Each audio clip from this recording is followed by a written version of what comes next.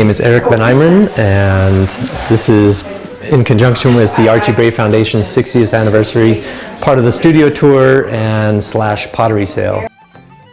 Part of the proceeds goes to help support the Archie Bray programs.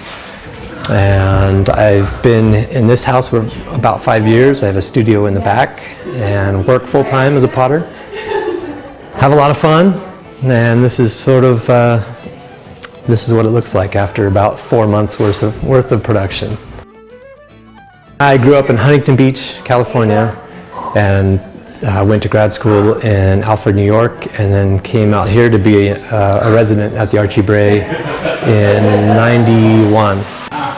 And I came for a summer, and I liked it so much, and I liked Montana so much that I ended up staying for, it's been 20 years now. So it's home, and I love Montana, and having the Archie Bray a mile away from here is a great resource. My life as a potter, well, it starts at about 6 in the morning because of these two rambunctious kids I have now. And I get out to the studio at about 8:30 in the morning and work throughout the day. It's great. I love having my studio space to myself, play music all day long and get a lot of work done. Most of the year I spend working alone in my studio, just producing work, and gradually with every kiln load putting it into the showroom. And it's wonderful once or twice a year, typically during the holidays, of course, being able to do a holiday sale and having the public come up, and it's great. It's a good festive occasion to sell pottery and get feedback from my customers as well. It's fun.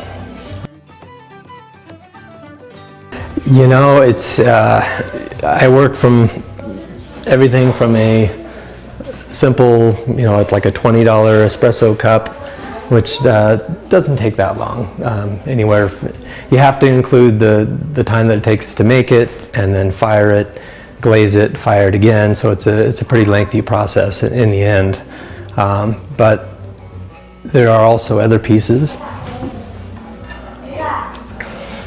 Things like this might take a little longer, probably more like 30 or 40 hours to make something like that.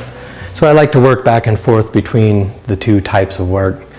I typically sum it up as sort of or often a sinister Dr. Seuss, sort of a combination of things. Pretty playful, colorful. I have fun with it. I usually try to come up with something new. If I'm working on a teapot or a bowl, I just try to sort of re-envision what that object is historically, and then build on it from there and try to develop something new. I went to grad school and I was doing a lot of sculptural work, focusing more on sculpture and then sculptural vessels for many years, selling in galleries. And then about 10 years ago, I really sort of shifted my focus to functional pottery, and it's a very different way of working, producing thousands of individual pieces compared to maybe a dozen over the span of a year. But I really enjoy it. I feel like it's my niche, and I get that satisfaction when hundreds of people in the community here have purchased my work and comment about how it's their favorite cup they use every morning. And I mean, that's all it takes for me. I mean, of course, it's nice to pay a few bills as well, but it's nice to get that kind of feedback. What it means for me is freedom to explore and work on my own. It's almost a form of recreation for me, so it's really nice that I can build it into a business as well. And on the larger picture, even since I've been here in 20 years, the community of artists has probably tripled, and that's really been fun to watch, and pretty satisfying to watch that and see the Bray also grow the way that it has. It's a fantastic place.